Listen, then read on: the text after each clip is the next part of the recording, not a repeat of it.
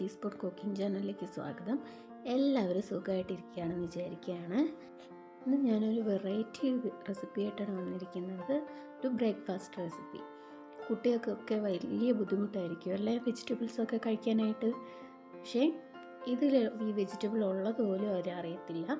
ഈ ഒരു റെസിപ്പി ഉണ്ടാക്കി കഴിഞ്ഞാൽ അവരെല്ലാം വളരെ സ്വാദോടു കൂടി തന്നെ കഴിക്കും. അത്ര നല്ലൊരു റെസിപ്പിയാണ്. അപ്പോൾ നമുക്ക് റെസിപ്പിയിലേക്ക് പോകാം. അതിനായിട്ട് ഞാൻ ഇവിടെ ക്യാരറ്റ് 3-4 ക്യാരറ്റ് ഉണ്ടായിരുന്നു. അതിനെ ഞാൻ ഇതുപോലെ നുറുക്കി വെച്ചിട്ടുണ്ട്.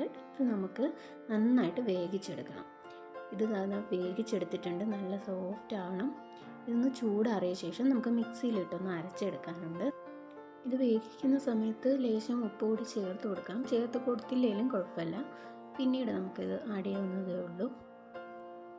അപ്പോൾ ആ ക്യാരറ്റ് നന്നായിട്ട് തണുത്തിട്ടുണ്ട്. ഇത് നമുക്കിനി മിക്സിയിലിട്ടൊന്ന് അരച്ചെടുക്കാം. അരയ്ക്കുമ്പോൾ നല്ല പേസ്റ്റ് ആവാൻ ശ്രദ്ധിക്കണം. ഇപ്പോൾ ഇത് കണ്ടില്ലേ, നല്ല പേസ്റ്റായിട്ട് തന്നെ കിട്ടിയിട്ടുണ്ട്. ഇതിലേക്ക് എക്സ്ട്രാ വെള്ളമൊന്നും ചേർത്ത് കൊടുത്തിട്ടില്ല. ക്യാരറ്റിലുള്ള വെള്ളത്തിൽ തന്നെയാണ് അരച്ചെടുത്തിട്ടുള്ളത്. ഇനി ചെറിയ ചെറിയ തരികളൊക്കെ വേണമെന്നുണ്ടെങ്കിൽ അതുപോലെ തന്നെ അരച്ചെടുക്കാം കേട്ടോ. ഇനി അടുത്തതായിട്ട് ഒരു പാത്രത്തിലേക്ക് ഞാൻ 1 കപ്പ് മൈദ എടുക്കുന്നുണ്ട്. നിങ്ങൾക്ക് വേണമെങ്കിൽ ഗോതമ്പ് മാവ് വേണമെങ്കിൽ ഉപയോഗിക്കാം. ഇതിലേക്ക് ആവശ്യത്തിന് ഉപ്പ് കൂടെ ചേർത്ത് കൊടുത്തു.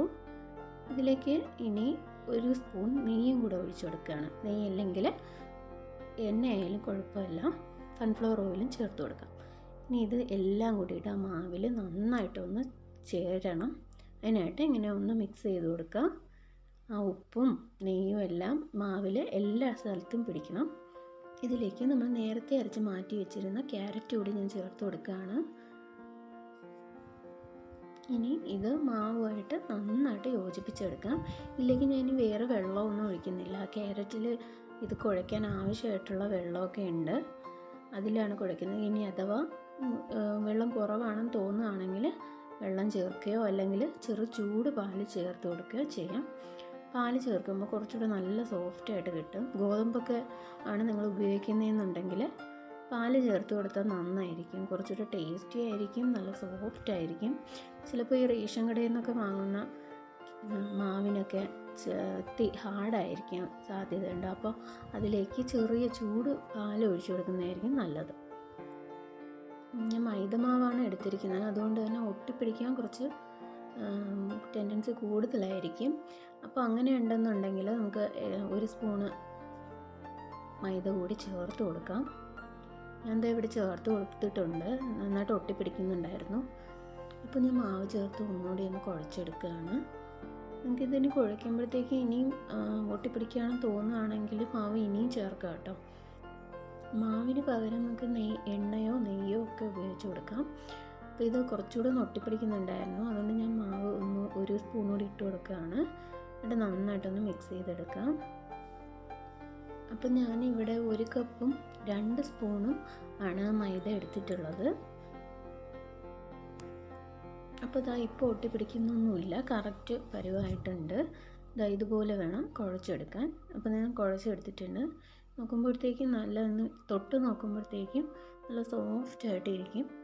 അതാണ് അതിൻ്റെ പരുവ. നമ്മുടെ സാധാരണ പൂരിക്കൊക്കെ കുഴയ്ക്കുന്നത് പോലെ തന്നെയാണ് ഇതും കുഴച്ചെടുക്കേണ്ടത്. ഇതപ്പോൾ കുഴച്ചെടുത്തിട്ടുണ്ട്. കണ്ടില്ലേ, ഇതാണ് ആ ഒരു പരുവം. അപ്പോൾ നല്ല സോഫ്റ്റായിട്ട് കിട്ടിയിട്ടുണ്ട്.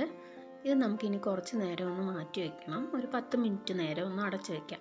അടച്ച് തന്നെ വയ്ക്കാൻ ശ്രദ്ധിക്കുക, ഇല്ലാന്നുണ്ടെങ്കിൽ അതിൻ്റെ ഈർപ്പം നഷ്ടപ്പെട്ടു പോകും. അപ്പോൾ 10 മിനിറ്റ് കഴിഞ്ഞ് ഞാൻ ഇത് ഒന്നുകൂടി ഉടച്ചെടുക്കുകയാണ്.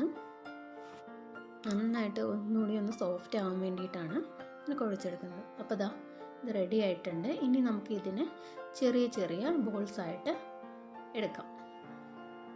ചെറിയ ബോളുകളായിട്ട് ഉരുട്ടിയെടുക്കാനായിട്ട് ശ്രദ്ധിക്കുക. ഇതുപോലെ ഞാൻ എടുക്കുന്നുണ്ട്. ഇത് ഉള്ളം കയ്യിൽ വെച്ച് നന്നായിട്ടൊന്ന് പരത്തിയെടുക്കുക. കണ്ടില്ലേ, ഇതുപോലെ ബാക്കിയുള്ളതും ഇതുപോലെ ചെയ്യാം.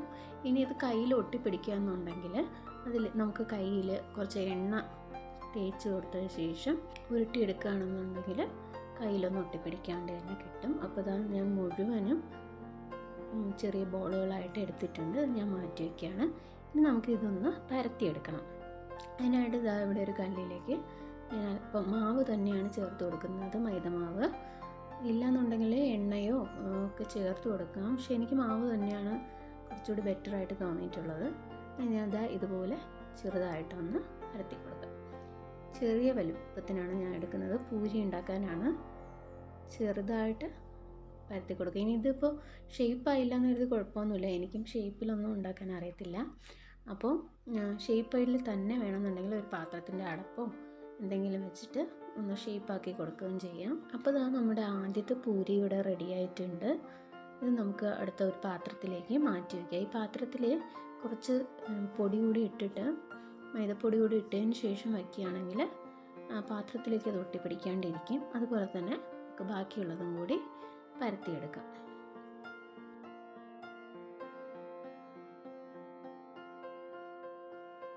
അപ്പോൾ ഇതാ ഞാനിവിടെ മുഴുവനും പരത്തിയെടുത്തിട്ടുണ്ട്. ഇതാ കണ്ടില്ലേ.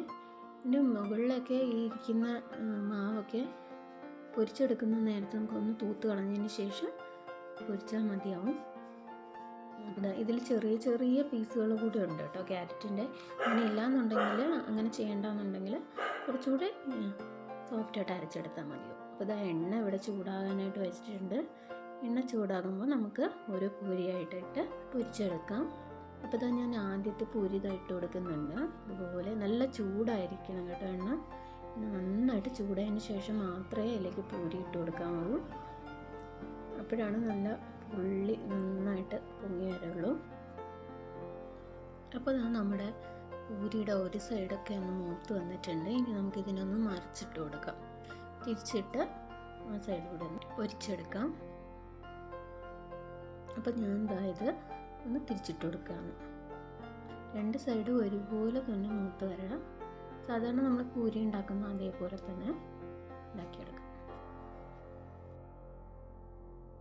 അപ്പോൾ ഇതാ നമ്മുടെ ആദ്യത്തെ ക്യാരറ്റ് പൂരി ഇവിടെ റെഡി ആയിട്ടുണ്ട്. ഇതുപോലെ നമുക്ക് ബാക്കിയുള്ളവയും കൂടി പൊരിച്ചെടുക്കാം. വളരെ ടേസ്റ്റാണ് കേട്ടോ ഇത്. നമ്മളിതിൽ പഞ്ചസാരയോ ഒന്നും ചേർത്തിട്ടില്ല. പക്ഷേ പൂരി കഴിക്കുമ്പോഴത്തേക്കും അതിൽ പഞ്ചസാര ചേർത്ത ഒരു ഫീൽ തന്നെയാണ് ഉണ്ടാവുക. അപ്പോൾ ഇതാ ഞാൻ അതുപോലെ തന്നെ ബാക്കിയുള്ളവയും കൂടി ഒന്ന് വറുത്തെടുക്കുന്നുണ്ട്. ഇതിൽ ക്യാരറ്റിൻ്റെ ടേസ്റ്റ് ഒന്നും അറിയാൻ കഴിയില്ല. അതുകൊണ്ട് തന്നെ കുട്ടികൾക്കും വളരെ ടേസ്റ്റി ആയിട്ടുള്ള ഒരു റെസിപ്പിയാണ് ഇത്. എല്ലാവരും ട്രൈ ചെയ്ത് നോക്കണം.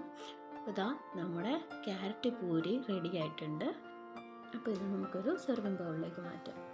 അപ്പോൾ ഇതാ നമ്മുടെ ക്യാരറ്റ് പൂരി റെഡി ആയിട്ടുണ്ട്. ഞാനിവിടെ ടൊമാറ്റോ സോസ് വെച്ചിട്ടാണ് വീഡിയോയ്ക്ക് വേണ്ടിയിട്ട് എടുത്തിരിക്കുന്നത്. നമുക്ക് ഉരുളക്കിഴങ്ങ് കറിയോ അല്ലെങ്കിൽ ഉള്ളിക്കറിയോ ഗ്രീൻ പീസ് കറിയോ ഒക്കെ കൂടെ ഇത് കഴിക്കാവുന്നതാണ്. അപ്പോൾ എല്ലാവരും ട്രൈ ചെയ്ത് നോക്കുക. എന്നിട്ട് അഭിപ്രായങ്ങളെല്ലാവരും കമൻറ്റിൽ അറിയിക്കുക കേട്ടോ. അപ്പോൾ അടുത്ത ഒരു വെറൈറ്റി റെസിപ്പി ആയിട്ട് ഉടനെ തന്നെ വരാം. സബ്സ്ക്രൈബ് ചെയ്യാത്ത ആരെങ്കിലും ഉണ്ടെങ്കിൽ ഒന്ന് സബ്സ്ക്രൈബ് ചെയ്യുക.